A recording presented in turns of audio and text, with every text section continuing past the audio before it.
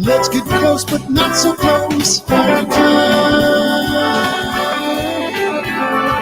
You can share from a distance. Quarantine. You know we want to see each other. You'll have to stay in your quarantine space while we talk.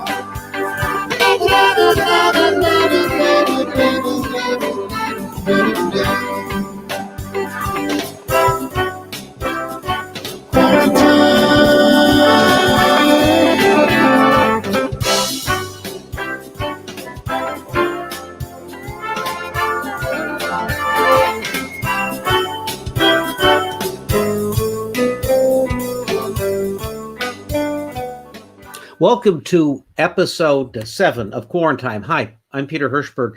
We've been doing this for, 7 episodes, about 3 weeks now. As many of you know, if you've been with us before, the original idea behind this is the daily news is giving us this countdown of how many people have a disease, what the president's saying and what the governors are saying. But just under the surface, there's all of this innovation that's going on as people are both planning for a longer term future and organizing to solve the present crisis. It's one of the greatest bursts of spirit and collaboration that we've probably seen in our lifetime. Perhaps the only thing that's comparable happened before our lifetime, World War II. In fact, if you were with us for a couple of shows ago when we had Congressman Tim Ryan and Dale Doherty on, and they proposed a form of national service, that whole effort is kind of blowing up right now. Today's show is on the Great Reset. It's really on what's next. And if you think about the conversation this week, this is really the week that the conversation turned from dealing with an immediate crisis, and all the conversation was about ventilators and getting people to social distance and were there tests going on. And now people are wondering, how do we come out? Is there an all clear? Is normal even a possibility? And when would it happen?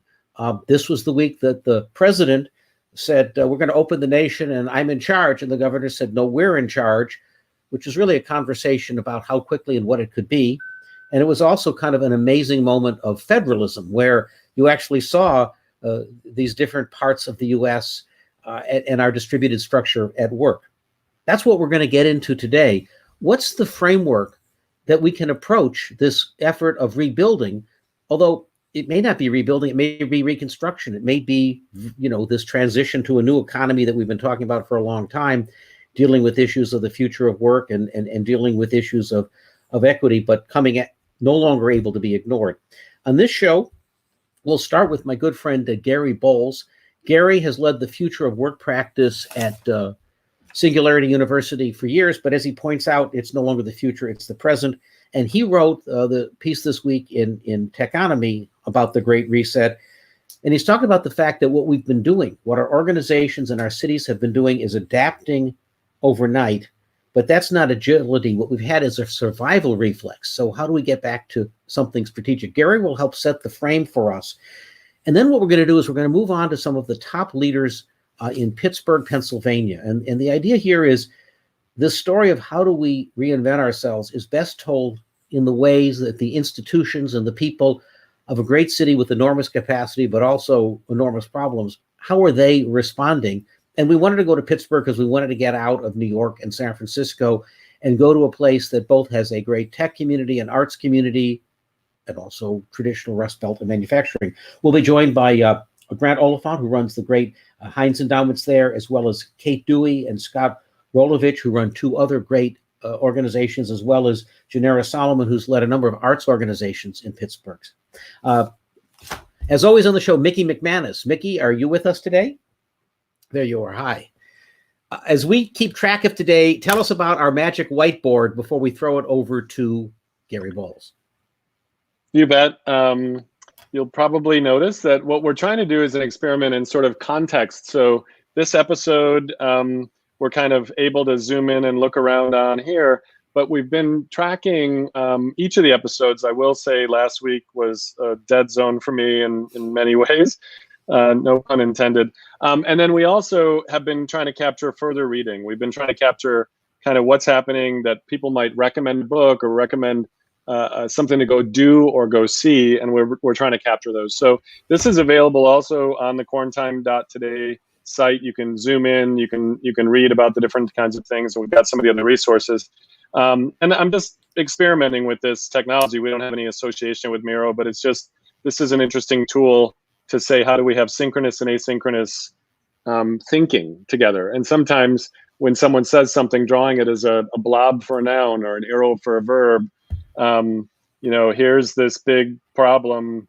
How does it impact something else? Just helps us think and helps us kind of understand things and maybe find analogy across different sectors and disciplines. So it's sort of a secret hack because our brains are very good at organizing physically.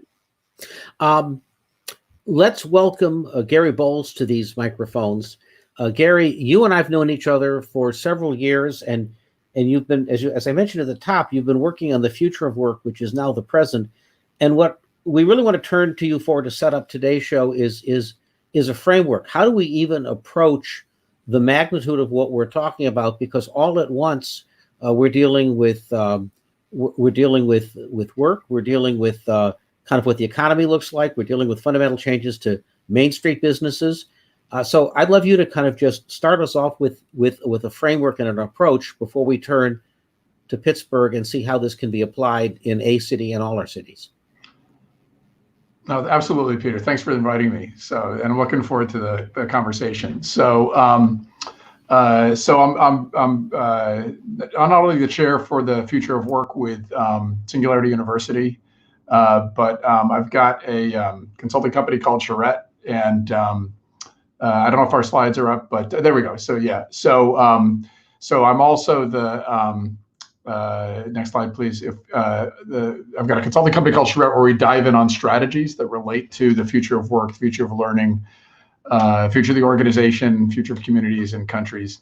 And then I was actually trained as a career counselor when I was 19 years old in a book called What Color Is Your Parachute? So we have a lot of focus on the ways that individuals find or create meaningful, well-paid work. So, and if you want a lot of the things I'm going to be talking about, I've posted links to my articles and videos on my site, gbolles.com. So if you miss anything, please feel free to go check that out. And I just wanted to point out that I've actually installed this biohacking tool that allows me to change the slides just simply by tugging on my ear.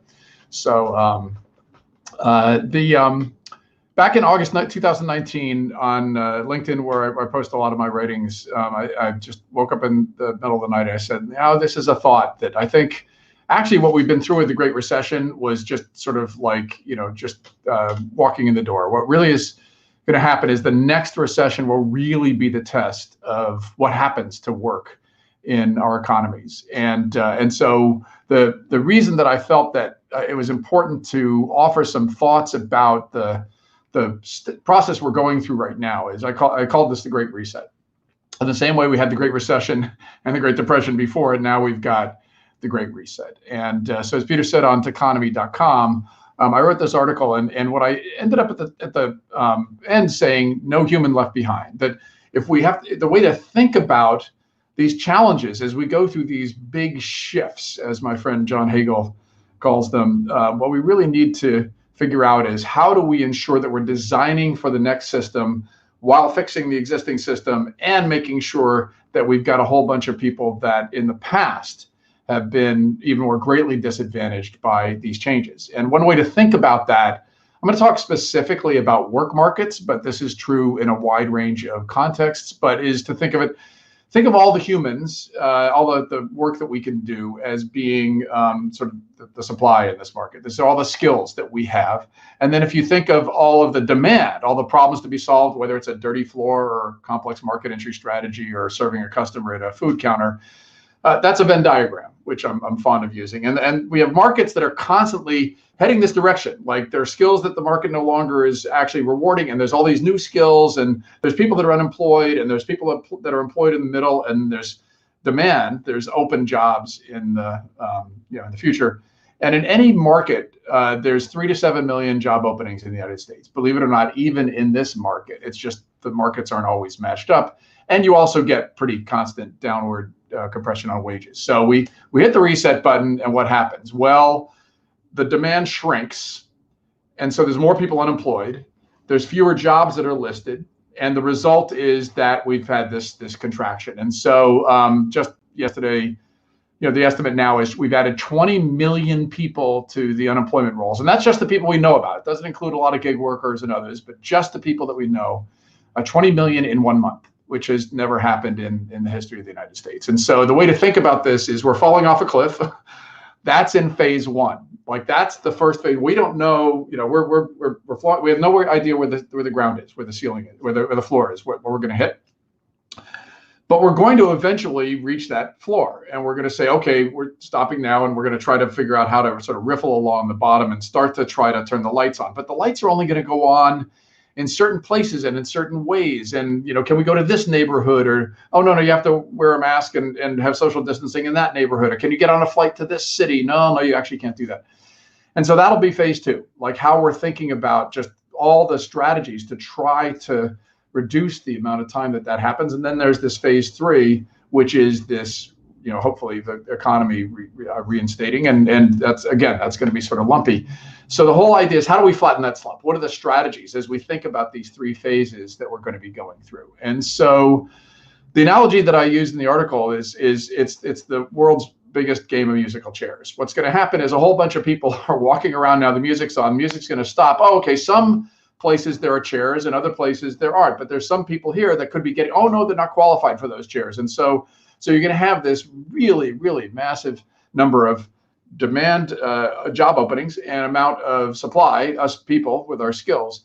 And the rejiggering of all that, how that's all going to come together, we have to actually become very proactive. We have to really plan for how we're going to do that, the ways that we're going to approach it. So there's some things we can do fast, and there's some things that are going to take longer planning to build that economy that hopefully we will all want. So just as the economist said, thinking fast and slow, we're going to need to do a reset fast and slow. So let me talk about some of those strategies. And in each one of the phases, I think there's something that should be our major focus, what we should be designing for, and what we need to increase. And so I'm not going to run through all these, but basically the idea is we have to survive. We've got to design to get as many people surviving as possible through this period. I think as Mickey was saying, there's going to be a grief period where we're sort of all just figuring out what we've lost and hopefully what we're going to be able to gain. But the whole strategy has got to be, how do we flatten the slump? In the next phase, once we've sort of gotten that hemorrhaging to stop, now we've got to figure out how we're going to turn the lights back on and the ways we're all going to collaborate and how we're going to hire people back and how people are going to find those jobs. And what happens in previous recessions is we are not inclusive. Lots of people get left out. And we're not collaborative. That is, we don't help to figure out all the connective tissue that we need to have to be able to link people together. And then phase three, now we're starting to really see the curve increase. The economies are starting to rebuild.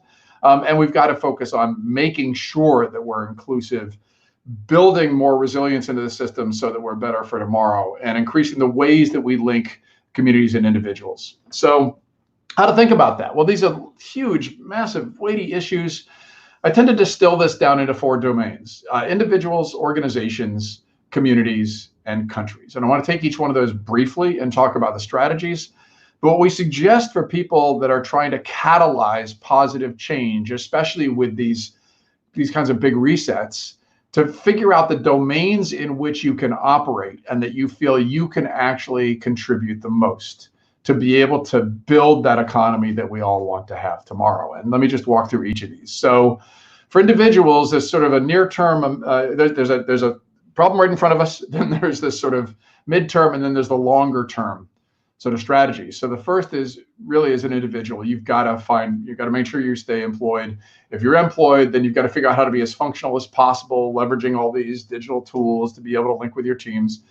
But then in the midterm, we actually want to be encouraging more and more people to be as prepared for these kinds of resets in the future as possible. And that means really knowing what your greatest strengths are and what your skills are and constantly developing. And then the long term is continuous growth, because those are the people that are going to be able to continue to surf the front end of the demand curve. And we want everybody ultimately to be able to do that.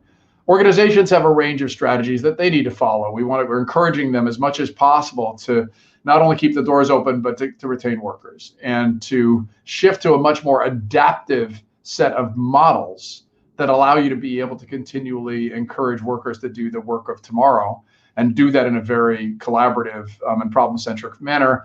And then the long-term deliverable is adaptive, resilient, and inclusive cultures. So now communities, and we're going to be talking about these quite a bit, but how do you keep them working? How do you increase collaboration? I know that there's going to be topics that Grant and Scott and Kate and Janera are going to be talking about, so that you can have inclusive ecosystems. And then on the country level, I'm not going to focus too much on that, but there's a range of different initiatives that we're seeing that trying to pull together the connective tissue regionally and at scale. So why did I say ecosystems, especially for communities? Well, any community is an ecosystem. That metaphor is very, very useful because ecosystems all have a bunch of different elements and players, and there's a bunch of relationships between them. But the basic premise is to figure out for an ecosystem like Pittsburgh, what are the ways that you can try to honor the history? So speaking of the history, you may, if you know the region at all, there's an area in Pittsburgh called Beltshoover, and this is a picture from the mid 1800s. Those are my great grandparents sitting on the steps there, and it's right next to Allentown. And unfortunately, I guess Billy Joel could have written, I'm sitting here in Beltshoover, but I guess Allentown sounded a little more lyrical to him. So anyway, but basically what we want to do with these ecosystems is how do we have the combination of the strength of the economic systems, which are the ones that are being so deeply affected right now. But actually what we see over and over again, it's the social ecosystems that can help to prop those up and ensure that the economic ecosystems will be more effective. And so I know we're going to be talking about how to connect all of the civil society elements, how to ensure that the arts is able to reflect how society can knit itself. But these are critical in this period to build that kind of connective tissue. And so whether your focus is on individuals, organizations, communities, or countries, no matter what strategies you're focused on, what I want to make sure we're continually thinking about is how do we make those as inclusive as possible? Because we haven't done such a great job in the previous recessions. We've left a lot of people behind, especially in rural areas and in cities that used to be former monocultures, cities like Pittsburgh focused on steel, and cities like Detroit, where we did a conference on the future of work last November, which was obviously focused on automotive. How can we make them as diverse ecosystems as possible, with the result that no human is left behind? So that's enough of the prepared remarks, and then I'll kick it back to Peter. Hi, I'm back.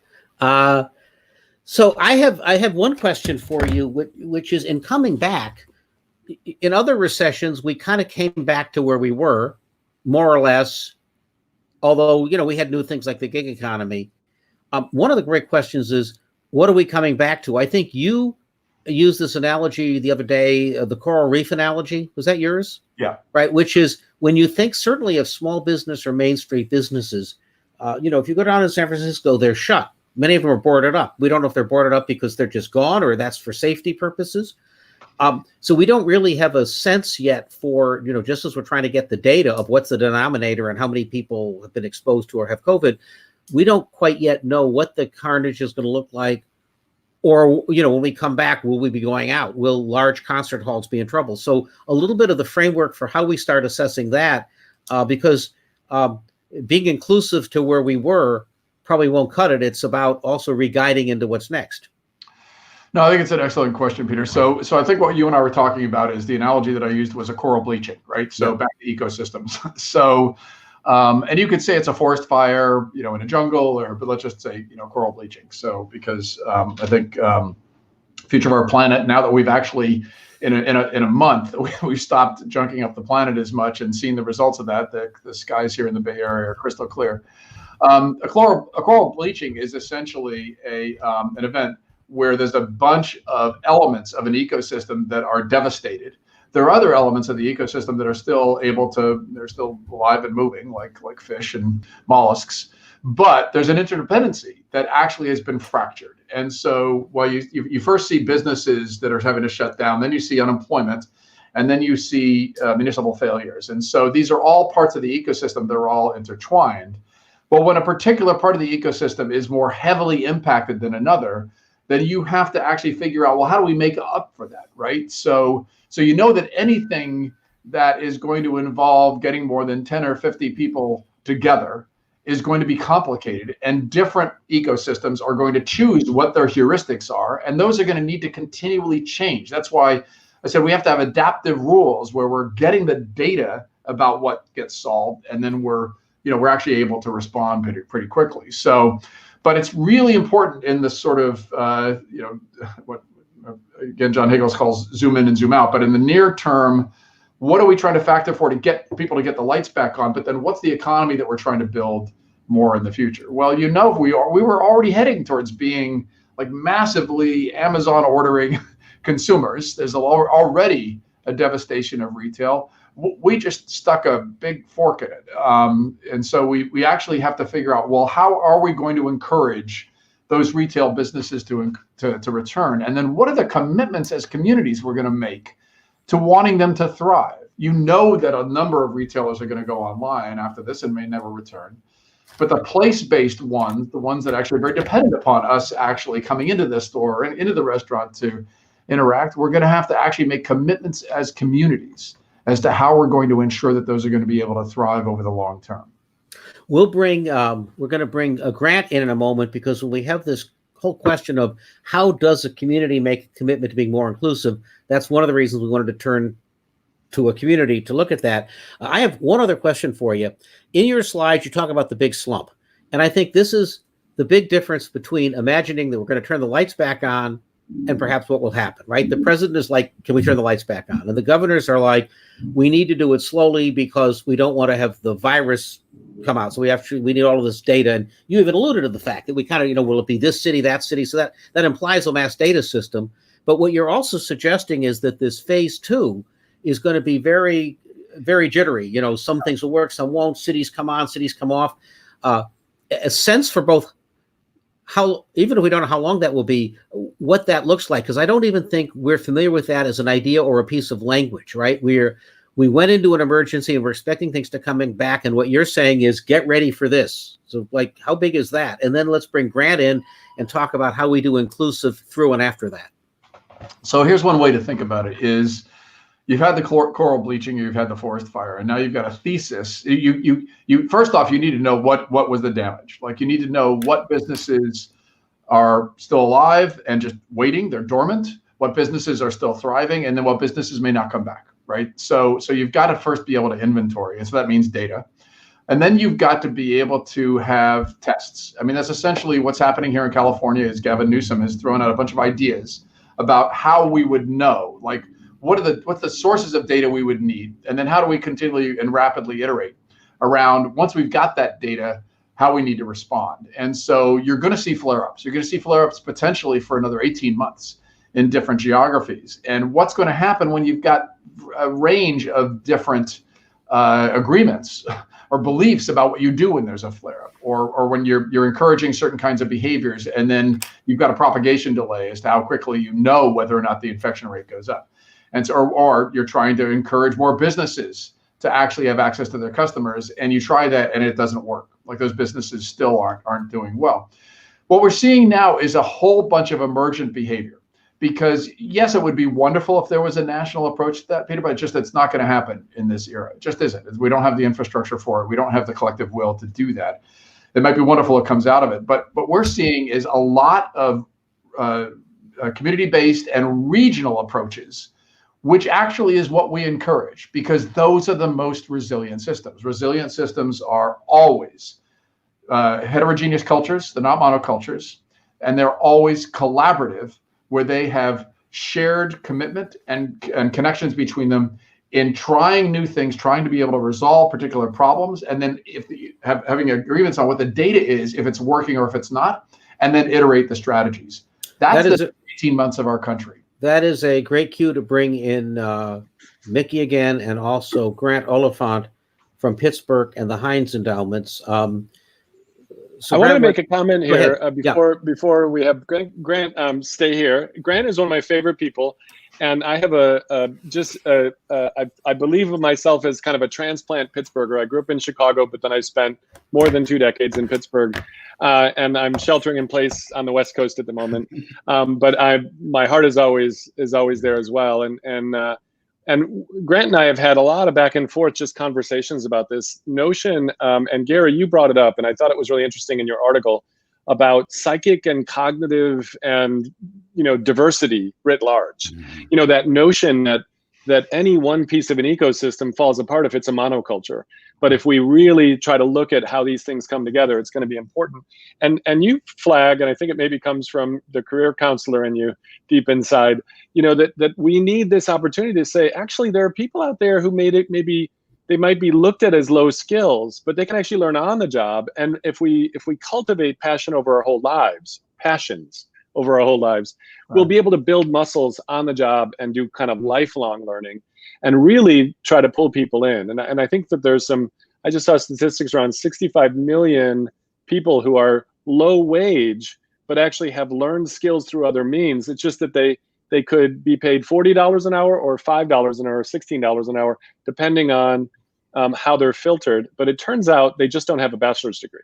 And so, they have an opportunity through having sort of skills through other means. And I just thought that might be a nice place to kind of start and pull in where Grant is at, and what, Grant, what do you care about right now? And what's the mission of the Heinz? Well, thank you for that. The Heinz endowments. Thank you for that. And one of these days, Mickey and I are going to write a book together. We just haven't figured out when we're going to make that happen. Listen, I love the construct that Gary has given us. I have an op-ed out in the Chronicle of Philanthropy today that offers in much fewer much less detail, a similar kind of three-part construct for what I think we're up against. And the way I've characterized those phases is react, return, and reimagine. The reaction phase is obviously the survival phase. The return phase is what always follows this in moments of tragedy where society tries to get back to where it was before. And then the third part is where we go, maybe we don't want to go back. We want to go forward to something different. I argue in that piece, by the way, and this would be the one difference I have with Gary, which is I think he's laid out exactly the right agenda. I would just present it with a little more skepticism as to its inevitability. I think we have to work like hell to make that the agenda in the reimagine phase, that notion of no human left behind. I completely agree it's the right idea, but I think we're really going to have to work to make it happen. So let me give you a little bit of a sense for what's happening here in Pittsburgh in terms of the reaction phase.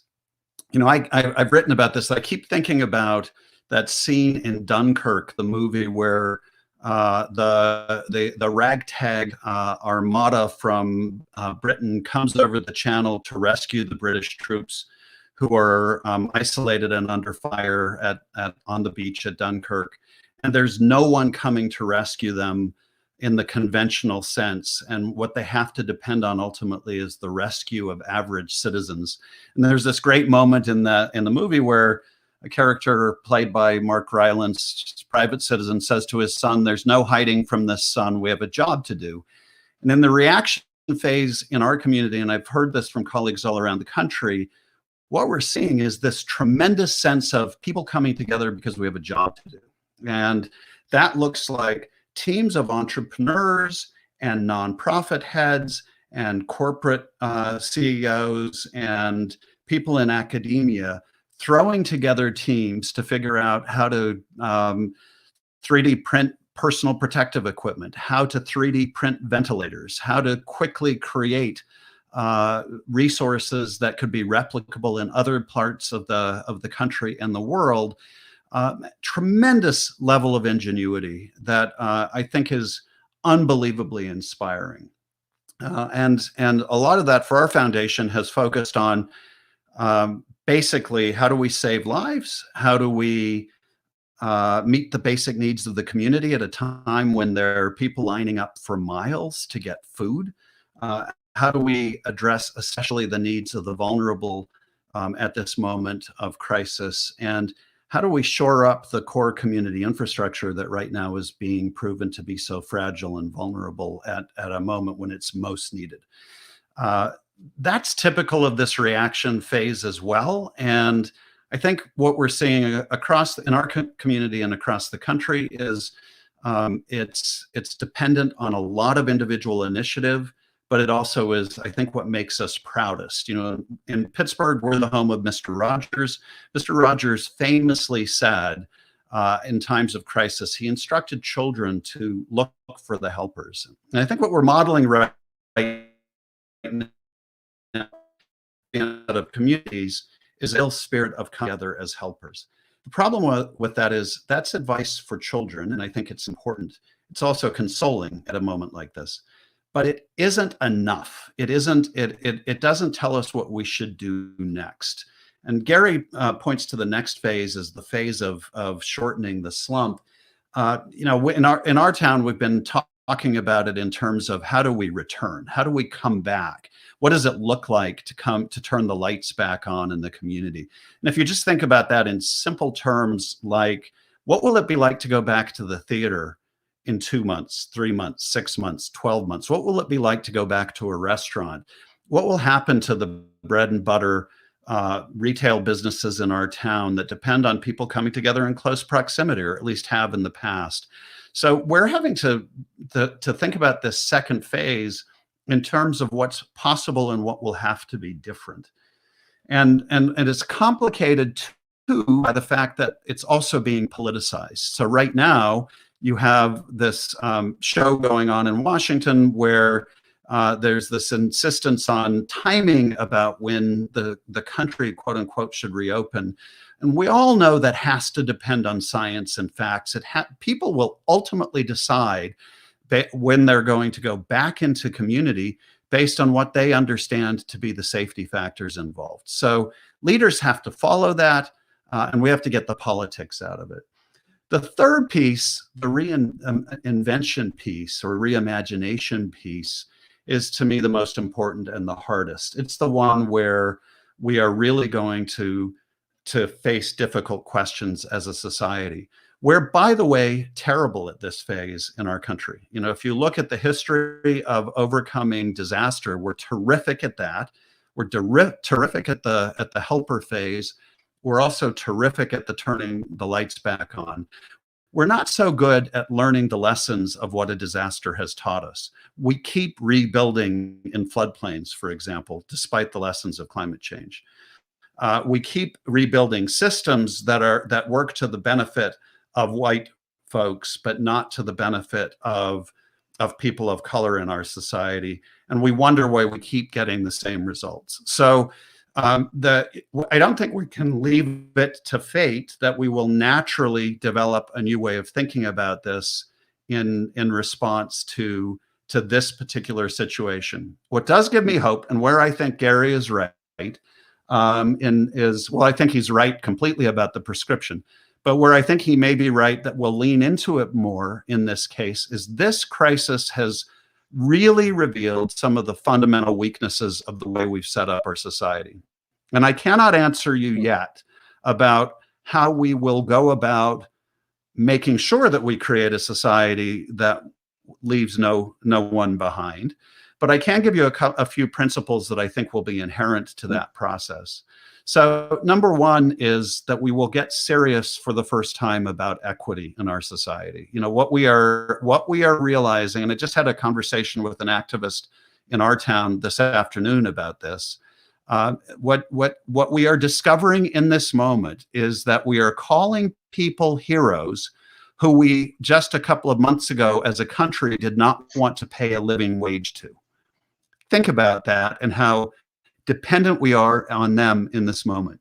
We are discovering that being Black in America in the context of this crisis is an actual life or death issue because of the disproportionate rates at which African Americans are being affected by this crisis.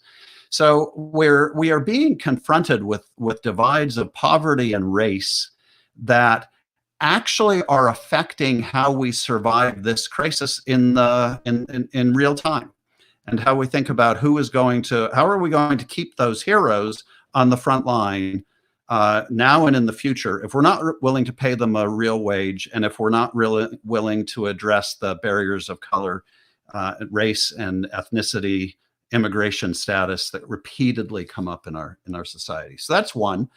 A second is we are going to have to value shared human needs differently. And I can think of no better example in this crisis than what is happening with childcare. One of the first issues that arose in our community when the shutdown came was that we needed to keep people going to work in order. So all of us are privileged enough to be working from home, doing a live cast like this, are depending on people who are going to work to provide groceries, to walk a beat, to be a first responder. We're depending on them, and yet what are they doing to provide child care for their children in a context where every child care center was shut down? And so we as a community had to quickly scramble to reinvent how childcare gets done in our community. And that, by the way, is now being extended nationally, the model that has been developed here. But we have to fundamentally understand the idea of providing childcare differently than we did 2 months ago if we want to have a resilient society. We are going to have to value these shared basic human needs differently than we have. And if you don't get that example, then talk to any parent who right now is learning the lesson of what it's like to homeschool your child and provide education at home. I think it's been a lesson for a lot of America's parents, and the value, and perhaps we value teachers differently as a result of that. The third element that I think will have to come into play here is that we're going to have to value community connectivity differently, community infrastructure, and what we traditionally in the past have called nonprofit work. The model that we have for paying for nonprofits in our society is in many ways strained, if not broken. And we expect more and more from nonprofit organizations for activities that in many ways should be considered either aspects of government or responsibilities also of the corporate sector. The notion that we're living in a society that says the only responsibility of corporations is to go make money for their shareholders without regard to community connectivity is, I think, a fundamental flaw that Gary's vision of leaving no one behind cannot be realized until we address this deficit in the way we have perverted the idea of capitalism that dominated in this country up until the late 1970s. If we could return to that, that would be one step. If we could reinvoke the idea of what government is responsible for, that would be a second. We clearly have to take more responsibility for each other than we do. The mechanism for doing that isn't nonprofit organizations. The mechanism for doing that is government. And then, of course, we have to be willing to pay for the actual cost of services that nonprofits provide. So that would be another element. But I think if we don't get serious about those three approaches, equity, valuing shared human needs differently, and valuing community connectivity differently, then the idea of us emerging from this crisis and being more resilient is more a pipe dream and a wish than a reality that will reposition us for the next crisis. Grant, I would love, I don't know if you guys can hear me, I would love to pull in Kate Dewey, who started this conversation with me. You know, we were talking, I had been invited to a wonderful conference around really community-based, place-based social, you know, infrastructure effectively in Pittsburgh. And it was probably one of the most inspiring sort of few days where it was a little bit of choir practice, I think, as Grant said back in the day, where people were just, you know, we weren't preaching in the choir, but it was actually important for us to do that because you got to practice, you got to get people together and kind of get on key and in tune and kind of be able to support each other. Kate, what are you seeing? And you know, sort of Grant's got the foundation side, but you've been a serial entrepreneur. You've started multiple companies. You've also, you know, really helped pull together these kinds of things with building capacity for nonprofits. What the heck is going on in this sector, this space that has to do with what Grant was talking about? Is we have to get serious about equity. We have to get serious about place-based sort of social infrastructure. And can you talk a little bit about that? Well, you know, I think it's a very interesting way to look at it, the way Grant profiled it. And I think they are really fundamental issues that are approaching the sector. I think, though, for me, this choice of word of reset, I'm not sure whether the nonprofit sector can reset. When you look at the pressure put on by just this most recent pandemic and the decline of the stock market all in one swoop, we saw health systems, we saw manufacturers, we saw lots of things that were not ready to respond to the crisis. But they had some fundamental structural building blocks that gave you hope that, yes, now they know what they need to build and they'll fill in the gaps. I think the nonprofit sector, to me, is in a very different place. And it's gone on since about early 2000s, and we've really neglected looking at what the issues are, even though they've been talked about many times. And we have this split of now an economic model or business model for nonprofits that doesn't match the mission model. And because of that misalignment, it has really eroded the health of the sector. And so in 2002, you saw where government and private foundations all said, it's time that nonprofits stand on their own, that they begin to build reserves, that they have unrestricted revenue coming in, they've got other fee for services. Well, in an ideal world, wouldn't that be great? But in reality, most nonprofits are not set up to be able to do that. Somebody serving ex-offenders doesn't necessarily have a lot of options for unrestricted revenue or to be able to build a side business that's bringing in money. And that's true for many. But in addition to that, most nonprofits didn't know how to do that. And it is very complicated. And every time you do it, you learn a little bit more. But when that happened, it was a real departure for the nonprofit sector that set them on a path towards instability.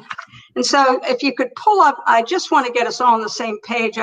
There's two slides there about the profile of the sector.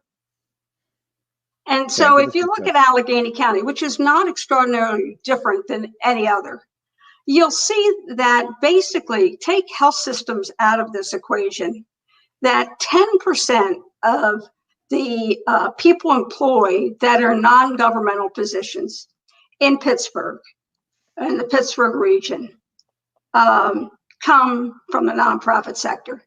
In Allegheny County, they in fact employ more people than manufacturing or construction. You say, wow, they have become an economic force in society, which we can't overlook. But flip that pyramid on its head, and the nonprofit sector is the lowest compensated sector of any. So you've got lots of people employed, but they in fact are not making that living wage. And when you talk about this in terms of what's going on here, when you talk about this, you're talking about, community-based right there in the region, right? Nonprofit. It could be a small business. It could be, that's trying to serve the community. It could be a food bank. It could be a little startup that's actually trying to do something like Rescue 412 or Food Rescue 412. It could be an arts organization, a cultural organization, as Janera, we're going to bring in a little bit, has explored. But it also could be education, higher ed. So it could be, and you look at that, Mickey, and if you look at the trends, they project 40% of the higher education private institutions are going to be out of business by the end of the decade. Why? Because they're insolvent. When you look at the nonprofit sector, 90% of the organizations in the sector have operating budgets under $1 million. And so on top of that, in the sector, about 40% of the organizations have at the most 1 month of cash on hand. Wow. Now that so when you say, how did that happen? Well, part of it was that you had this whole movement got started, small organizations, nobody did anything to invest in their capacity as we made this switch. And private foundations and government paid for what they got, but they didn't pay for the indirect expense of what it takes to operate and invest in a nonprofit.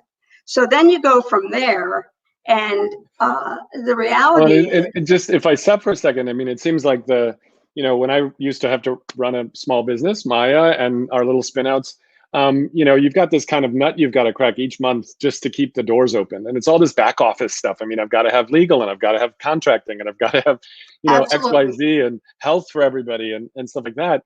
And it seems like a lot of maybe the investment might have gone into keeping some other things going on, but just the fundamental capacity building of leadership, of innovating on a business model. I mean, in some ways, we don't want to think of nonprofit the same way we think of profit enterprises.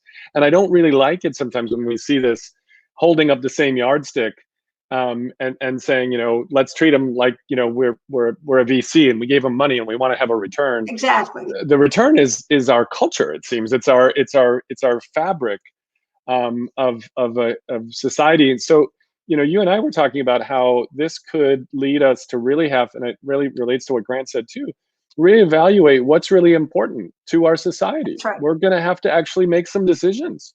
If you make those decisions, Mickey, then I think we also have to recognize, let's not make the decisions unless we're willing to invest in the overhaul of the nonprofit sector. And let's get away from moving them so close to the commercialized for-profit sector and constrain them to not be able to compete. So you've got these issues around lobbying, you've got these issues around not being able to go after venture funds. You've got issues so around they actually have their tax hands law. tied even in the regulatory or policy framework that for-profit organizations don't have to worry about in some ways. Yes. You've got also issues around the tax law and the fact that for most of these 90% of the small organizations, they don't have big donors. And so they're relying on everybody's $5. And so we took that away. We also, as you said, have never invested in their professional development. They're dependent on universities to be the pipeline and community college. They've never invested in being contemporaries of what it takes to run a business. And I'd almost want them not to have to keep up with the church of what's now. I would totally agree. I think we have to decide. In some cases, you could be chasing this technology, this platform, that thing, forever. And in a sense, the reason I loved like the Carnegie library system, and the reason was it was a palace for the people.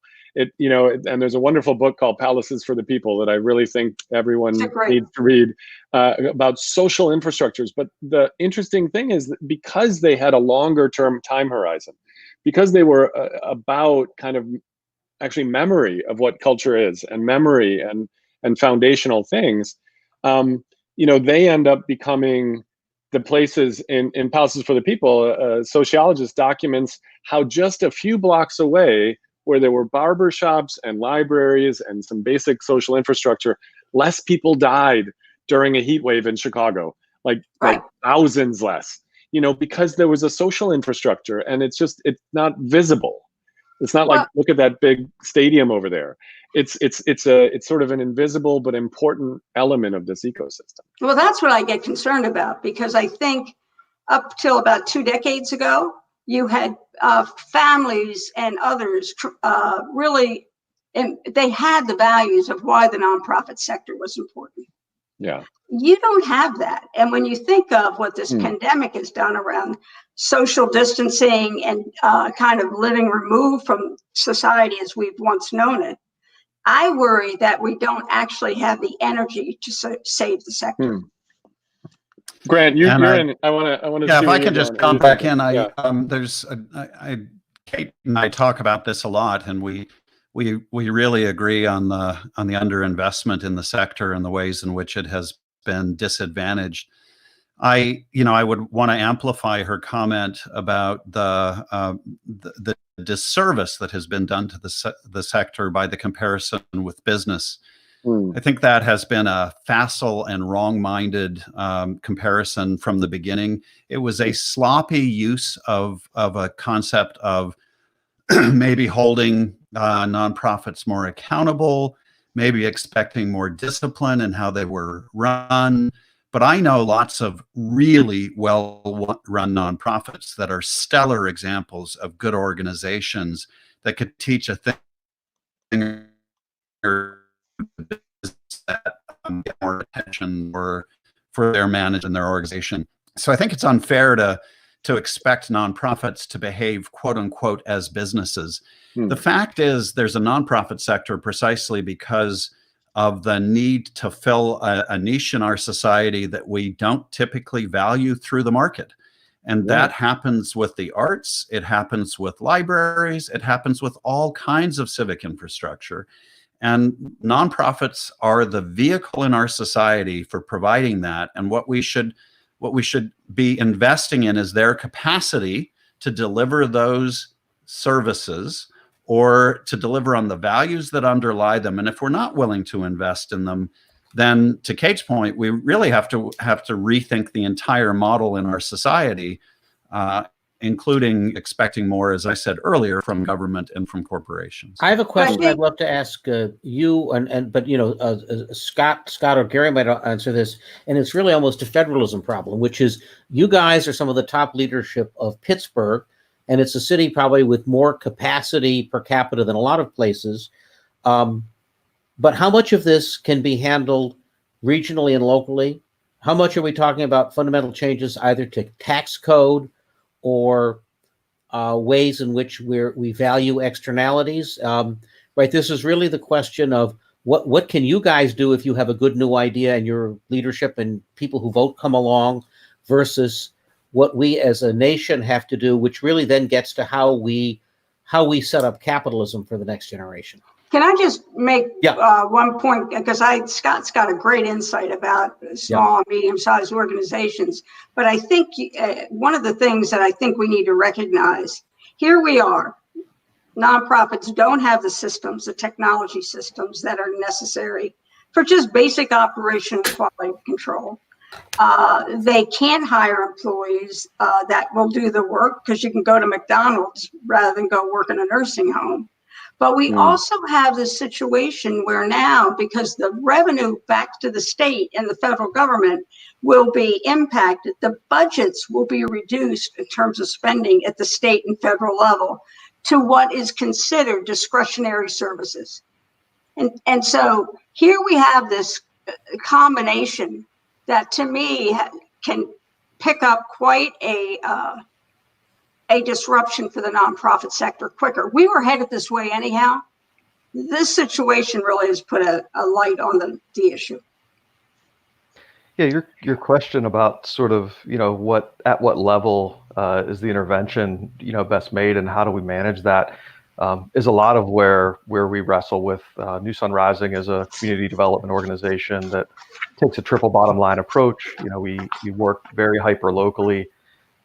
But over the past 24 months, we've understood that we could make our community the most sustainable community on earth, but at the end of the day, it's not going to stop the effects of climate change, for instance. So this idea of how does innovation scale in the nonprofit sector is something that's been I've been posing this for the past 3 or 4 years and have yet to get a great response. We know in the for-profit sector how innovation's acquired.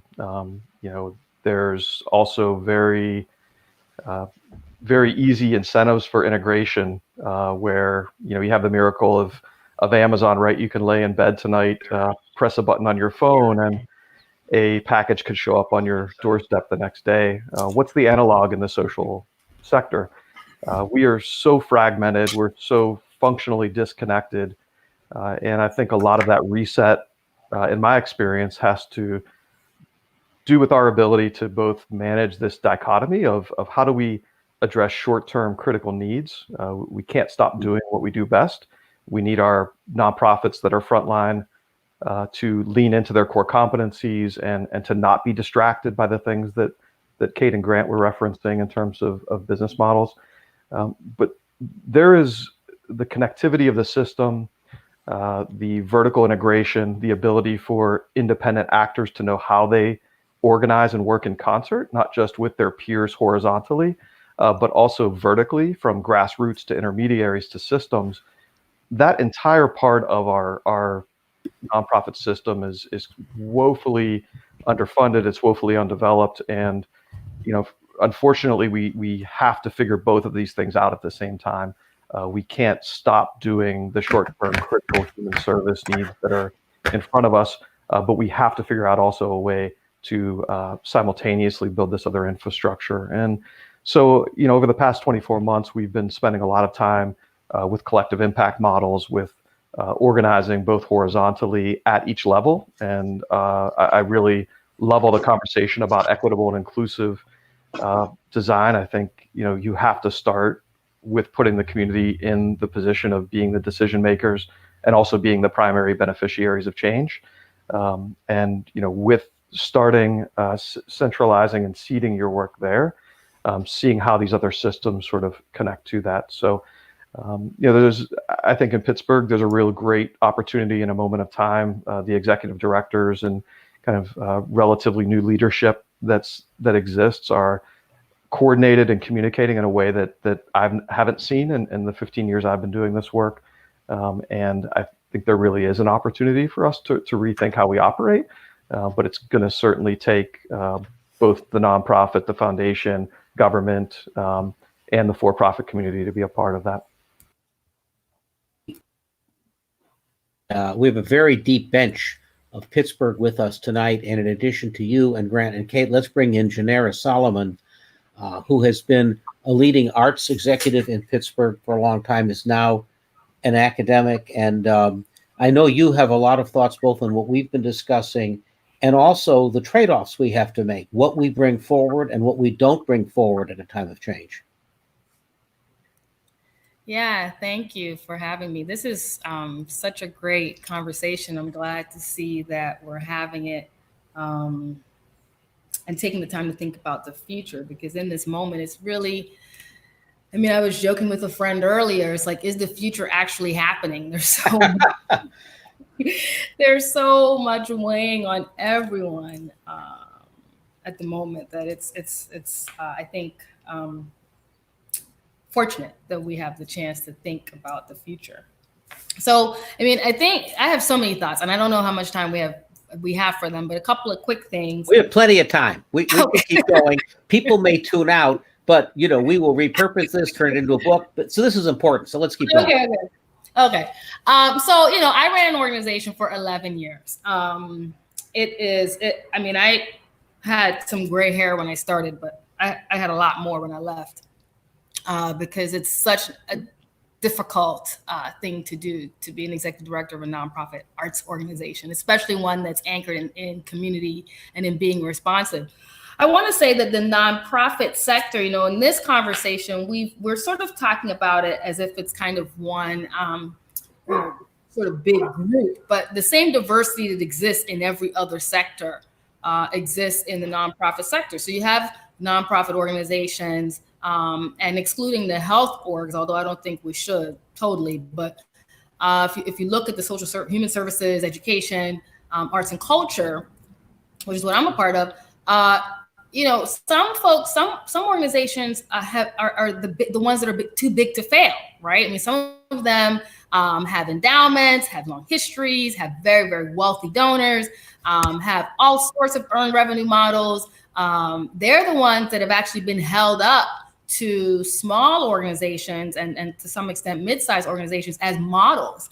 And some of those folks have live very nicely. Their employees live nicely, they live nicely. And so although they're in the nonprofit sector, they are, doing really well.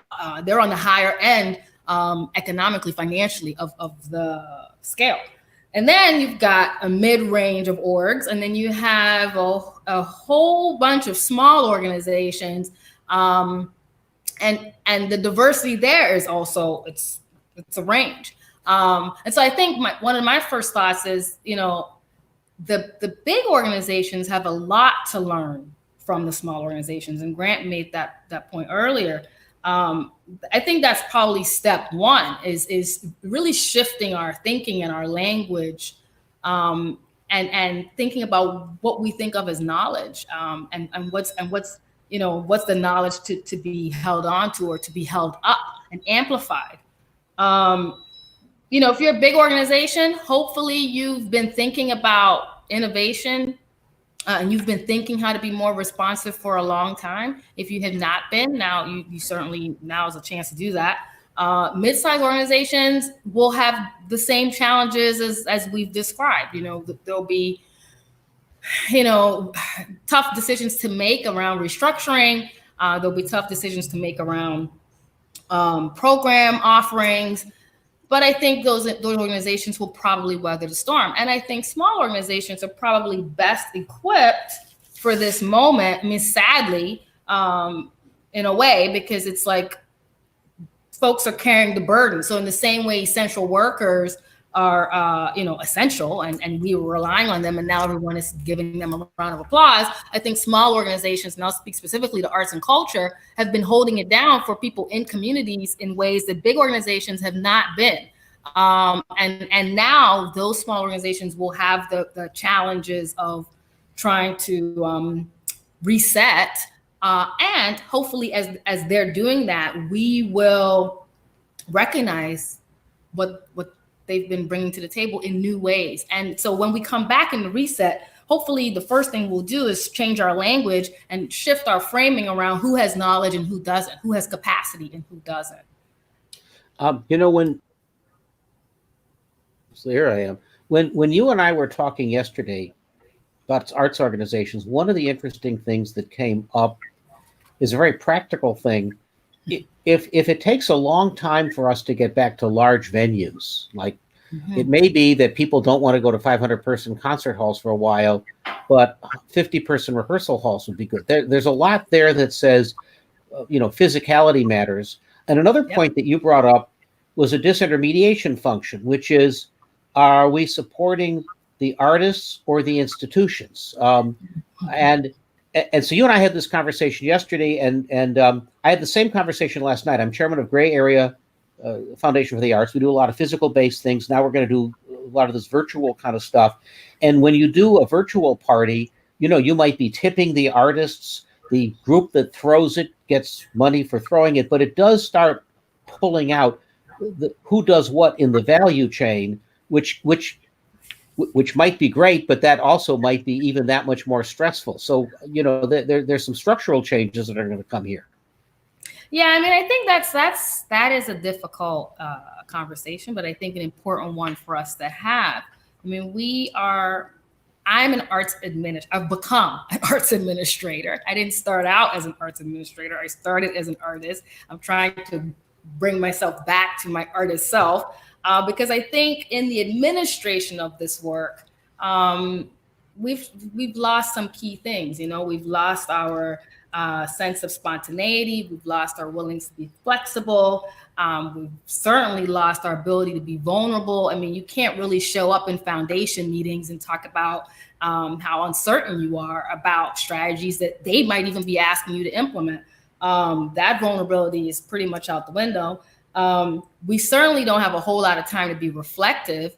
And so that, I don't know how we can tackle these huge challenges and big questions without the time to think independently and collectively. And then we have to be able to practice. That's the part about art making an artist that I love. It's just this commitment to this body of work. And Gary talked about the portfolio career. Artists is the same thing. It's about portfolio and over a long period of time. And as a nonprofit arts manager, producer, curator, I mean, I don't know. People didn't seem to care about like a sort of extended view of my practice and the values that support that practice. It's more of the conversations were about what's happening in the moment. How many tickets have we sold? How many nights are we open? How many sponsors do we have? So I think that, I mean, for me, it's going to be hard, but it has to happen, which is a recommitment to the source, right? And all of this is about art and about people, and whatever it is we're doing, it's about the people that are doing it. We are here to facilitate. You know, you've described this as arts, but I'd like to bring some of other panelists in because, you know, when Kate was speaking before, you know, we really were talking about building up the capacity of these organizations, and now we're having that conversation. And you know, Gary, what we're really talking about here is kind of the reorganization of organizations at a time when we're, you know, finally flatter and more distributed. So I'd love to just get a conversation going with Scott, because you've run a lot of businesses. Gary, you've got both the global view here, and Kate, you've put your own provocations on about, you know, about how we design this stuff as we come back. I think one of the things that I think we need to be aware of, there's so many funders are talking about the consolidation of the sector, and what that really is code for is they ought to merge. But like any business, if you take two undercapitalized organizations and put them together, you have a bigger undercapitalized organization. And so it still begs the question of, that's all fine and you're moving the pegs around, but what's the investment we're willing to make to have the kind of quality services that we feel are essential to people in the community, and for those people who are providing those services to be paid an equitable wage? So just first, it's a great career. I've got something I want to talk to each one of you about. So maybe we'll just have, you know, an ongoing conversation for the next couple of hours. Well, maybe we don't have quite that time, but I just wanted to reflect a couple of things. So, and especially Peter, to your question about sort of capacity. So, and maybe just, you know, some of the language about how we think about this. When we co-founded this thing called SOCAP back in 2008, essentially we said, how can we create the kinds of models that can help people to both do well and do good? And we thought of it as sort of the nonprofit to the profit business models as a continuum, as opposed to the way the capital tends to think about it, which is binary. So what we found is that so much of the underpinning of a lot of what you're talking about is, the label I would put on it is that we value what we value. So, Janera, when you're talking about recommitment, you know, Kate, when you're talking about sort of the support for the sector, at the end of the day, we put money into the things that we feel reflect our values, and in some cases that's disconnected from values. It's just the stuff I want, whatever I can order from Amazon, and in other cases, it's what does our community need. But it's sort of a range. What we found, though, is that one of the biggest challenges of everything that we're talking about is sustainability. Like, not sustainability in terms of the impact on the planet, but sustainability in terms of how long can we continue to ensure that there will be an organization that can meet that need. Now, you know, in the for-profit sector, that's called making a happy customer. That's sustainability. Although at the macro level, there's all sorts of things that sort of mess with that, including, you know, subsidies for industries that should just go away. But the sustainability of the business model essentially means that somebody's got to be able to keep paying. And the problem with nonprofit is that it's not sustainable until people keep donating. And with this two-pocket model, like, oh, either I'm going to give to feel like I'm getting some value in terms of the social impact or social value, but I'm expecting zero financial return. Or in the for-profit, I've got this expectation of market rate return. And there was nothing in between. And what we see now is, especially to the point that I think you were talking about, Scott, in terms of models for collective impact, is how you actually knit all of that together so that we're all working towards the same thing, because you can't have thriving nonprofits with people supporting them if you don't have people who are employed and working in sustainable businesses. And so, but then a lot of people also work in the nonprofit sector, but as you were saying, Kate, they're not getting paid all that well. So essentially what we need is ways in which communities can double down on the agreements for what matters. And in this, you know, I think your model of Grant of react, return, and reimagine is exactly right. If we want to reimagine this inclusive economy that would actually have so many of these different elements of civil society thriving, it's a completely different process to be thinking about, well, how will we value what we value coming out of this? Are we going to feel like we're more connected? Or are we going to feel like we're less connected because of the polarized national conversation? And what we're seeing is what you are doing in the Pittsburgh area is exactly right. It has to be emergent. We're not going to expect some magic wand being waved at the top level. It's just not going to happen unless tiers of capital are unleashed so that people at the local and regional levels can build the kinds of connected tissues and read and double down on what is valued in the way that you guys are doing. I think, Gary, you bring up an interesting point because how do we value things? And if you look at donor behavior, we have had a steady decline of donor confidence in the nonprofit sector. And there's lots of reasons for that. But someone who is less confident in the nonprofit sector, getting them over to the other side of the road to say, we have to build this thing, rebuild this. I think we have to work a lot on public messaging. We have to create ways that people understand what's involved, and we have to be willing to let go of some things. For the arts, I mean, look at the depletion of arts education in school.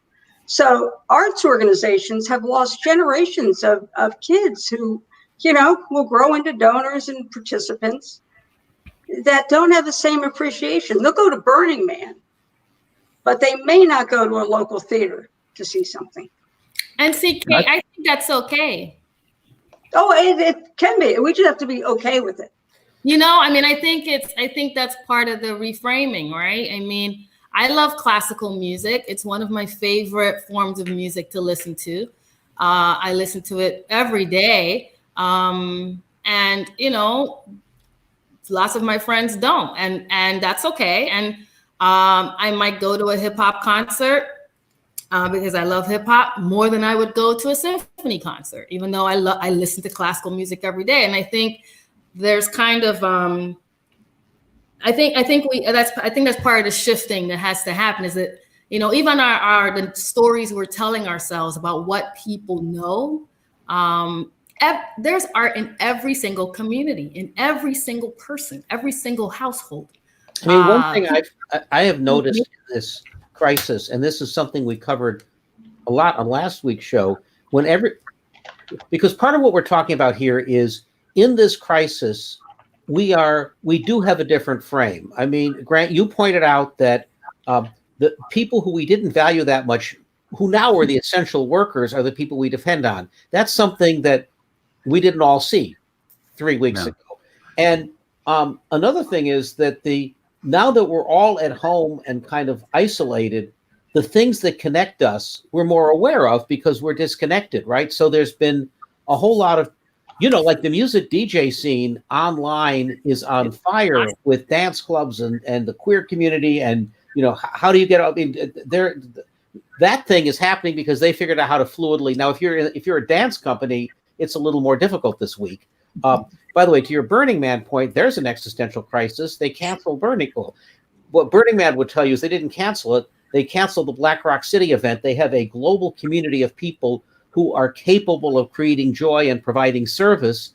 And so now the question is how to do that and how to motivate that. So the point that I'm making is, boy, there's an awareness for this stuff. And I guess the big question is, as we transition out of crisis and into your phase 2, Gary, the phase 2, the big slump, looks like a big downer. It's like, oh my God, it just keep going down. When do we hit bottom? Right. And then it's steep. Then we have to climb up the damn hill with our skis or whatever. So part of the question is, how does that transition happen, with some sense of joy or purpose, and realizing, look what we can do together as a community? I mean, you use the Dunkirk analogy, but we could also use the Marshall Plan, the National Service, the World War II analogy, the Peace Corps analogy. So I actually have an answer to that I think is that ties some of the pieces we've been talking about together, because I think the concerns that have been raised about the nonprofit sector reflect some of the same concerns that we've been talking about at the societal sector,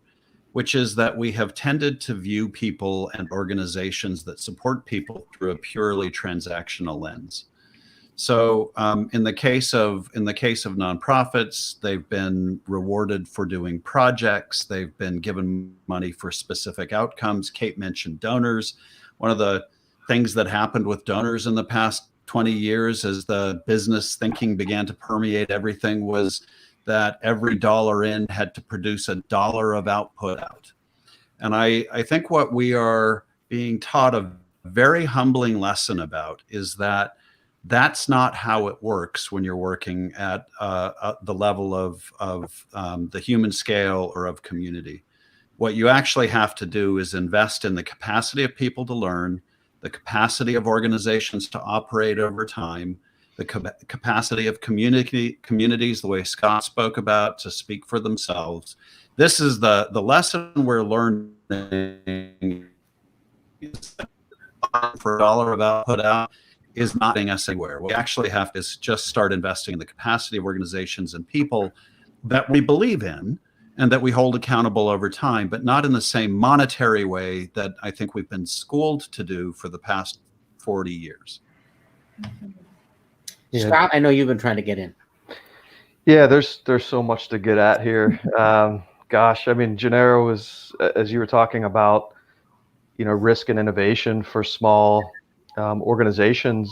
There's not a great incentive in the nonprofit business model to take risks and to innovate. You're paid often before you do the work, which is not the typical business model. We do a lot of incubation, and we ask, nonprofits, who's your customer? If I ask a for-profit that, they're pretty clear. A nonprofit, they may list 3 or 4 people. And so the complexity of the business model does not both inspire, incentivize, or reward risk, which is happening at the grassroots and the community level. The too big to fail organizations, and I'm not, trying to point figures, but they don't have an incentive to innovate often. And so my point earlier about how do institutional nonprofits acquire innovation is a really big issue within a sector that doesn't adequately value or fund smaller grassroots organizations that are the engine of innovation for nonprofit. And there's no mechanism or incentive for that to move up into the systems level institutions who actually could bring these practices in of equity and inclusion, of collection, of things like that. The second thing I wanted to just bring in was something Grant said earlier, which I have to agree with, is there's a lot of conversation and people pondering right now about this possibility of a reset and a possibility of a new future. We have to grasp it. I'll tell you right now that there are forces out there that intentionally are shrinking our position, our voice, the perceived value of the nonprofit community. The for-profit sector is moving very aggressively, and things are privatized today that were not privatized decades ago. And so while we, some of this, I look inside and I ask my nonprofit colleagues, what are you doing to signal to an investor that you are the right investment to make? And how are you able to demonstrate that through data? How are you demonstrating that through outcomes? How are you demonstrating that through, and some of this to me is around good old fashioned organizing. It's creating power between organizations. It's creating shared voice, shared messaging, shared resources where possible. And, understanding that we do have more power than we realize. I think the nonprofit community generally is a little more passive than it needs to be. And I think that, we actually can be more proactive in creating our future. If we are reactive, I'm with Grant. I don't think it happens organically. I have a question for Janera that you and I were just talking about the other day. And also, I think, Kate, you and I talked about this in our first conversation. The first thing that's happened with artists is there have been some tactical grants just so people can eat. But I'm kind of interested in how are artists creatively responding? How are people who have our collective dreams thinking about this and processing it? And I bring that up because you're close to that community. And Kate, when we were talking a moment ago, or first, the first response here has been like this tactical response of, oh my God, we just have to help people out. But I'm interested in what artists are thinking. And then I have a question for Gary on strategically how we're making the transition from kind of emergency grant stuff to a little bit what's next. But let's talk about artists for a little bit. Yeah, I mean, I think from the artists that I follow online and certainly the artist friends that I have, I mean, people are still making their work. I mean, I think that's that you made the point about DJs who are doing online parties. Most of the artists I know are finding some way to make their work. Now they're doing that at the same time as they're thinking about families and they have their children and they have their parents, or they're doing all the things that they need to do, as with all of us, and also still getting in some form. Some people can't get into a dance studio, but they're doing something that's related to some kind of structured creative process. And I think that that's what artists do. I mean, and actually that's what we as producers and administrators, facilitators, we ought to be doing the same thing. I mean, this is also a time for us to get it, to dig in the crates, as the DJs say, and figure out, read those books that we haven't read, pull out those papers that we started and we didn't finish, talk with each other about these questions that we don't typically have time to talk about. This is our time to do the same kind of practicing, because we're going to need it. We're going to need to be ready. And as a matter of fact, I think arts organizations, we should be leading in so many ways in this reset. We are, if the arts do the things that we say it does, and I believe it does, helps you be resilient, spontaneous, all the things we've all talked about, then arts organizations, this is our moment to step forward, in my view. I want to just provoke that a little bit, and maybe also bring Mickey in for a moment here. Artists are early warning indicators for society, but also when it comes to remixing tools and culture, artists are good at that. On last week's show, when we talked about how people were using technology to mix up dispatch and gaming and virtual rooms and DJ stuff, it was artists that were really pushing, how do we stitch all these things together, fill in the blank spots, and start getting back to emotional connection and joy. And artists are kind of like product developers, but they don't have a particular thing they have to ship. They can just follow their muse. And Mickey, you did a lot of this stuff at Autodesk, and so one of the questions is that a form of artistic leadership here, that as we're kind of foraging or rebuilding or going into a bit of the unknown, they're a little bit like the special forces figuring things out before for-profit companies come in. Exactly. Yeah, I think that is a little bit of the leading the way, is doing the work you do, doing it anyway, doing it in spite of all the things that are happening, continuing to do it. I've been thinking too a lot about, Grant's list that he gave us earlier makes a lot of sense to me. And I think one of the things that artists, and again, we're saying it's one big group, but I think generally from the artists I've worked with, one of the things they do that I love is embrace friction. Yeah. And we in all this work that we're doing, there is people want to get rid of friction. They're like, let's clean it up. Let's make it very neat. Let's make it very nice. It seems like it's not only embrace it. It seems like it's the healthy friction, and in some ways embrace the ambiguity of the moment, right? So, I mean, you earlier we were talking about digging into the crates and what the DJs are doing, and I think it was Be Nice maybe, or one of the DJs. I think halfway through a multi-hour set, he had hundreds of thousands of people tuning in. Suddenly he's like, "Hey Michelle, how's it going?" It was Michelle Obama coming through the stream. It was things like this, and he wasn't saying, "I'm just going to wait until I can go do DJing at a dance club." He was like, "I'm just going to do it until something sticks, and I'm going to actually embrace the ambiguity." And I do think there's a beautiful a podcast from Santa Fe Institute who it's all about they're all about complexity science, and just started in the fall.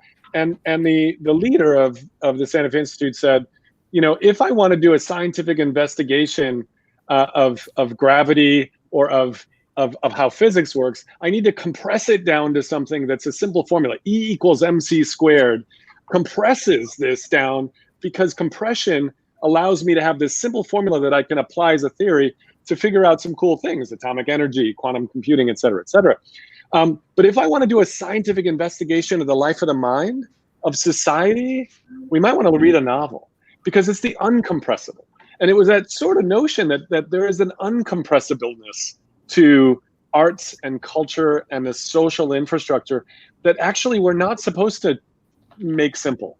We're not supposed to, like, it's the richness and it's the weirdness. What I worry about in this, and just a point, I want you in here on this, but what I worry is, how do we help people that are not feeling creative, that are maybe grieving whatever they had at this moment, their dream, their career, their whatever? How do we help them find a bridge? Because, and I think it relates to what Grant referred to around learning. And everyone, I think, on this panel knows I'm just a big advocate of lifelong learning. Like, discover and cultivate passions until the day you drop dead, and cultivate and grow those by playing around, by practicing.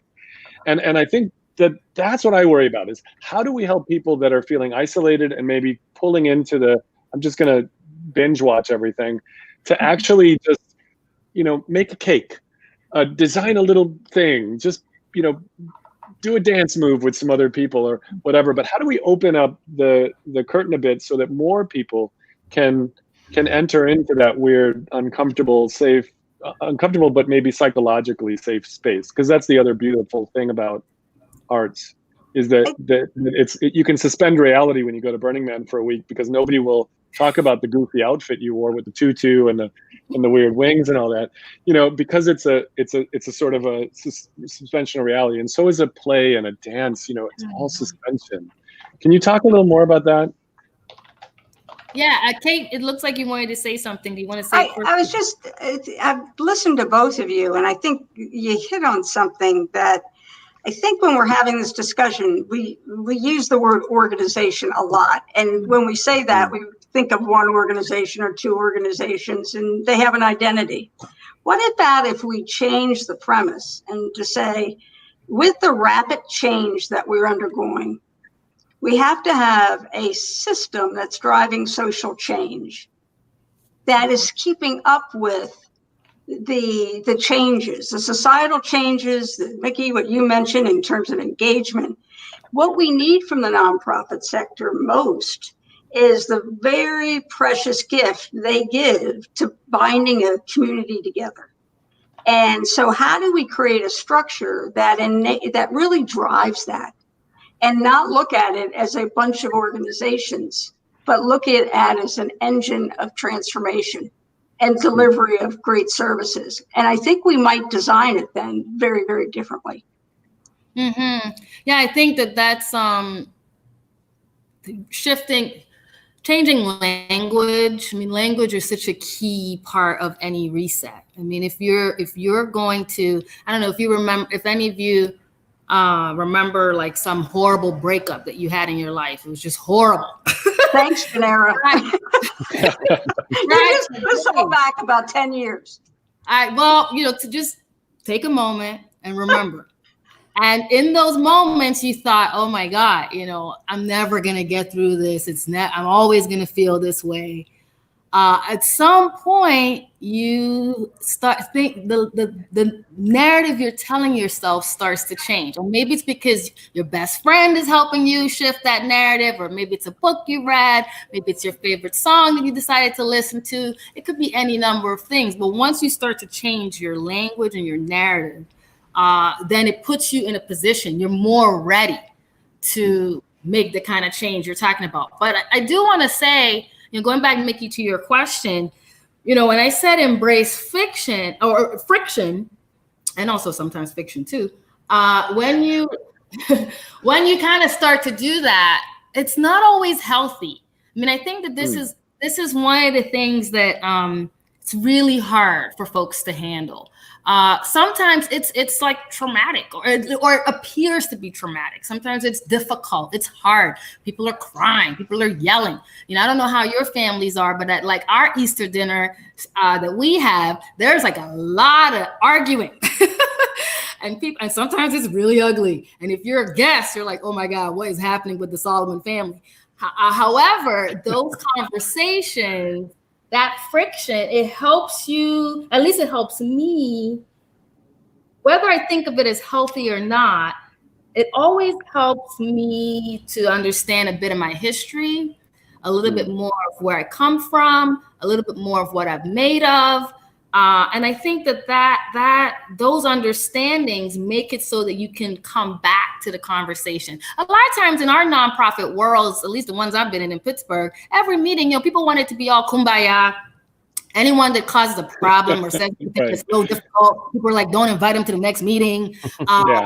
I keep getting disinvited from those meetings. I don't know why it is. I've been disinvited many times, Mickey. We can have our own meeting. So I mean, we and I get that too, because sometimes you just want to chill. You don't want all of that. But I think if you're trying to really do something, which I think we all are, you're trying to make some shift that you can feel, then it's hard work. And if it doesn't always feel good, it doesn't even always feel healthy, but doing it over and over and embracing it gives you a set of tools for doing it even better every time. And that's what this is all it's about. interesting when you can explore something that you're really good at, you build all the energy. I talked a lot about when I was at Maya, I got to the point after 13 or 14 years that I kind of figured out I knew how to run it.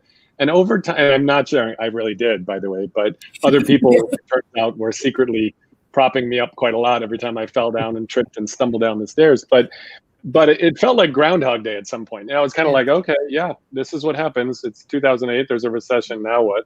Oh, okay, this is what happens. It's this. And I kind of felt like I was going through the motions.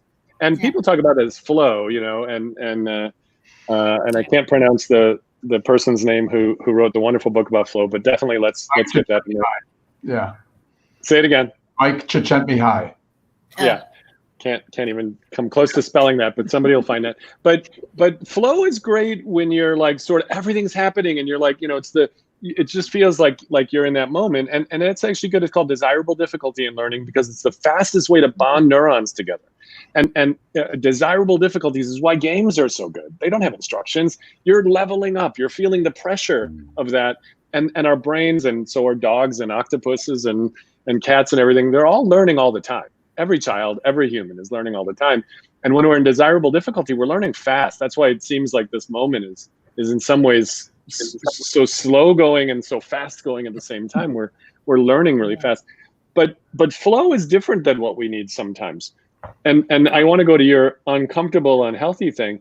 When you're not sure what you're doing, when you're an amateur, but you're an amateur in something that you're really passionate about, there's this bridge. You could go to become a dilettante, like you learn just enough to be dangerous, but now you really don't understand it, but you've got there's no such thing as design. I'm an engineer. I can engineer the heck out of everything because I built a web page in 1994. That's the dilettante. I don't like dilettantes too much, by the way. But I actually love people who are amateurs and not good at something and just try something. Just try it and let's try to be good scientists about it. I always think we should be design scientists. Like, let's step back and look at what it meant to me and our human and our cognition and our society and stuff. But let's step back and see it so we can see if there's a theory. But sometimes there's not. Sometimes it's just try it. And unfortunately, if we go too far in that path, we face self-doubt. And it's really hard. I mean, if we tried a bunch of stuff and it doesn't work, and I certainly went through self-doubt after saying, I'm going to shift over to be chairman and goof around over here. From Maya, after a few years, I felt like I just fired myself. What am I doing? And how does it work? But that self-doubt, if we can help, and usually it's not yourself, it's someone else helps you and picks you up. And I think the arts and culture part, that weaving together, feels like the important part. Somebody sees that you're down and you tried something, and it's kind of like, that's all right, you tried something, and they help you. And yeah. Mickey, I'm totally hiring you as my creativity therapist. This is I want to I would love. It's now. Peter, are you in or out, Peter? All right, I'm switching, and Omid, I'm going to get in a lot of trouble for switching myself when other people are. I would like to point out that it is now hour and a half mark. We should probably be. Yeah, it is now people's time. Yeah, 5:34 Pacific quarantine. 8:34 Eastern quarantine. Everyone has to eat or. And even though we're here in virtual space, we're all in physical space, got to have food. There's probably family. So I want to thank anyone who has to go. Gary, if you're on the West Coast and you want to stick around, we could wrap up with you. But if any of you want to take off, I want to thank you. Look, this is clearly the opening of a really important conversation on how we're approaching rebuilding our communities, and we realize that a lot of the stuff that we've been saying about inclusion or sustainability or just approaching capitalism urgently hit us here. And this is, as I think we've said before, kind of this almost sacred design moment where things are fluid and these conversations matter a great deal, and particularly because as we're seeing more and more, it's cities and states and regions that are leading and asserting themselves and have a lot to say here. So I want to thank everybody for coming in. This is clearly just the beginning of this. We are at quarantine.today and also the Facebook Quarantine group. We're also on LinkedIn and on Twitch. On Friday's show, we're going to get into ritual, spirituality, and grief. There is a lot that we're grieving, not only the fact that we're losing loved ones, we may be losing our dreams, we're losing what we expected. How is that going on collectively? And how are the rituals changing? Because we're inventing all these online rituals, online funerals, as well as that. We're going to have Rabbi Erwin Kula, who is one of the great thinkers, helping us frame all that. We're going to have Tim Chang, who is a remarkable venture capitalist, entrepreneur, and leader in investing in mindfulness technology. And he's also leading an effort reimagining how we handle death. And we'll be joined by Jen Sander of Burning Man. That's Friday. Next week, we're going to get into a lot of the data around this. It is data scientists and technology that will help us understand what we can do. And so we wanted to end complexity theory. A lot of the stuff, the theoretical stuff that's been on the fringes, is what we're using to live with.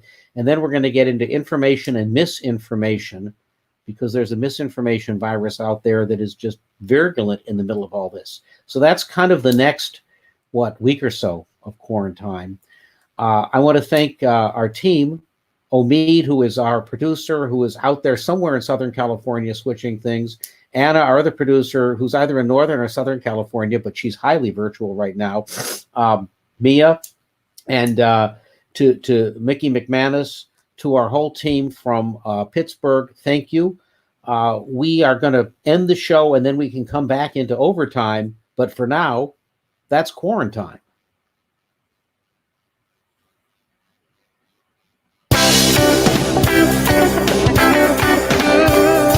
Let's get close, but not so close. Quarantine. You can share from a distance. Quarantine. You know we want to see each other. We'll have to stay in your quarantine space while we talk.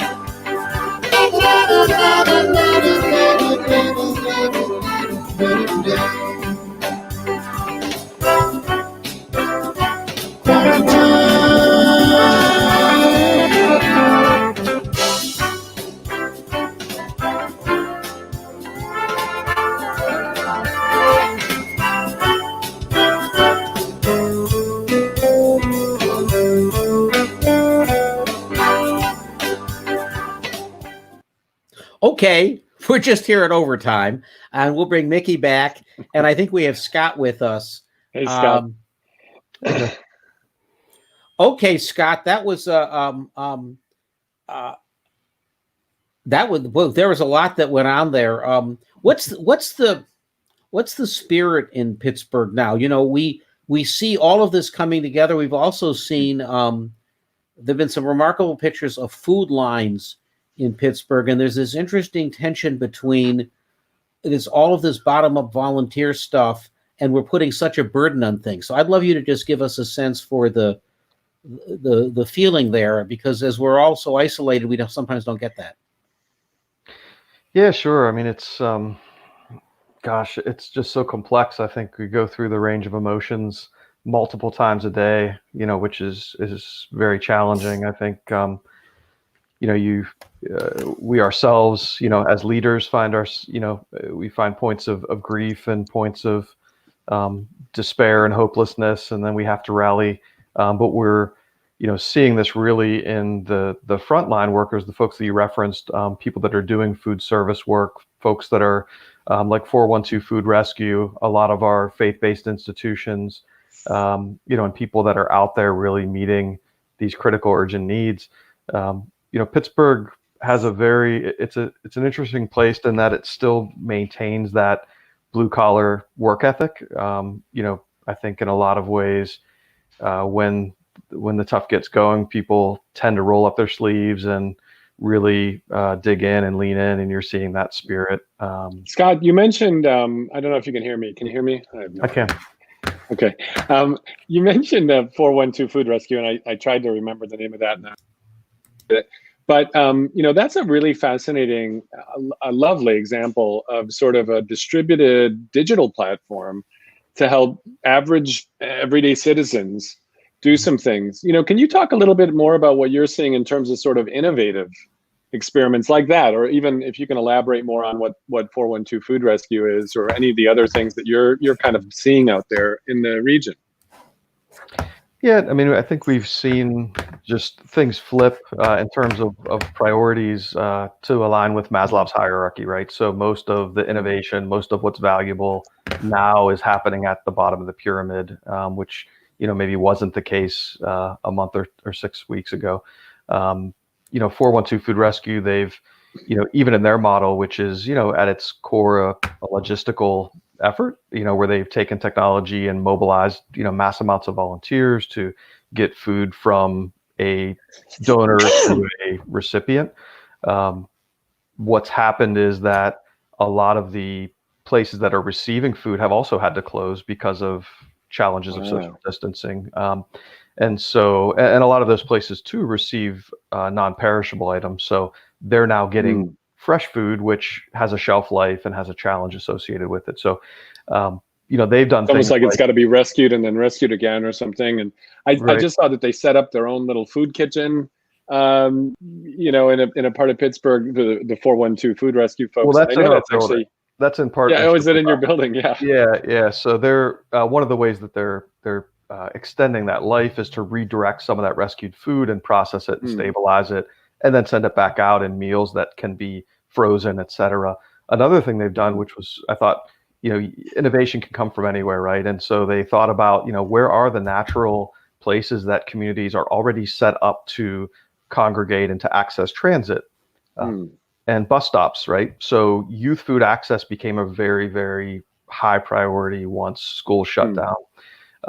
And they quickly pivoted to where they are now distributing food in a bus to bus stops in certain routes. So where the kids would have gone to the bus stop anyway for their small neighborhood. Exactly. Yeah, I think that's huge. And, Peter, for your benefit to understand the 412 Food Rescue thing, it's kind of like this coordination. It's an app, you just have it. And if you sign up to be a food rescuer, it basically is like, hey, it looks like you're about 2 blocks away from a restaurant that's going to have to throw this stuff out, or from a grocery store that's got some bread that whatever. And it'll take you only about 5 minutes to get over to the food kitchen. And here's Bob. He's going to actually take the food from you at the food kitchen. So it actually smooths it out so that you can literally go like, oh, I'm on my way home. Let me just do this. And incredible. They saved millions of pounds of food. I think, if I remember seeing it, was they've outrageous. I just saw the numbers today. I think they're getting over 350,000 pounds of food have been rescued just since mid-March. That's a very interesting pro-social application of the whole marginal capacity thing that Uber and Airbnb and everything else is picking up on. And those things generally they were conceived of as for-profit things. They then created the gig economy and a bunch of extractive issues. But this is a very interesting one that fits in a different part of the spectrum. Yeah, and we're also seeing innovation in for-profits that are pivoting their product or service to meet a social need. And so we actually came up with these 4 levels of criteria. 1 was stopping the spread. 2 was mitigating the effect of the crisis. 3 was, a more equitable response. 4 was growing new opportunities. And we started to prioritize what organizations were doing along that spectrum. And for a lot of for-profits, they were actually able to, whereas the market historically, or, within their operating agreement says, hey, you're organized to make profit for your shareholders. That's your reason of being. What they've been able to do is pivot and say, what could we use our product or service for that might meet an urgent critical need? And so we've actually seen a lot of restaurants now, and this is probably happening in other cities as well, where they're actually turning into a food distribution network and working, very closely with a lot of the distribution points to produce food that can actually be. So we've seen a lot of for-profits. We've seen, one really innovative thing. I think this was 3 weeks ago, a distillery that was starting up in a neighboring town, a craft distillery. They had not yet turned their stills on. They were still waiting for some approvals from the state, and were able in a week to actually convert to manufacturing hand sanitizer. And so they had a GoFundMe. They raised $5,000 in, I think, 36 hours, and were distributing hand sanitizer at a time where you couldn't find it anywhere, even in the virtual market, going out to first responders, et cetera. So we've seen a lot of innovation in personal protective equipment and things like sanitizer and food access as well. It'll be interesting to see what that next level of innovation is as we kind of move into this more. There's a side weird thing here. The very first episode we had was with a synthetic biologist, Andrew Hessel, who runs the Human Genome 2.0 project, which the first genome project was reading the human genome, so that we could actually find malignant genes or problems and diseases. His project is writing the human genome, which we're really far away from. But people are able, in high schools, there's an iGEM competition for high schools and for undergrads, to design and build viruses, and weird things. It's actually been happening for almost 10 years, to build the next generation of synthetic biologists. And there are even students who started as high school or undergrad who have started companies that are now billion-dollar synthetic bio companies. And what's interesting is they're the ones jumping in and saying, we can try to get a vaccine going. Vaccine typically takes like 10 years because has the highest level of FDA approval because you're giving it to a healthy person. And now they're saying, they've within a few months already have some in clinical trials. We're still probably in 2021 before we'll actually see them safe enough that they get approved. But it turns out a lot of the industry for synthetic bio is actually kind of 3D printing for dip and dunk robots in doing little micro things. It's not a giant factory. It's like a small distillery, and it's algae, which actually is solar powered, which is pretty cool. And then it's beer. Beer production has been synthetic biology for a few 100,000 years. And so it turns out that you can do this in sort of micro batches that are more targeted, sort of N equals 1 for one person. And so there's a really weird intersection of super high tech, super low tech. Yeast has been around for a long time. It turns out only this year have they sequenced the human genome, the yeast genome, which is fairly big, much bigger than a virus, which is like an empty Word document. It's like 50 kilobits. But a yeast is actually pretty close to a human in terms of the complexity of the DNA.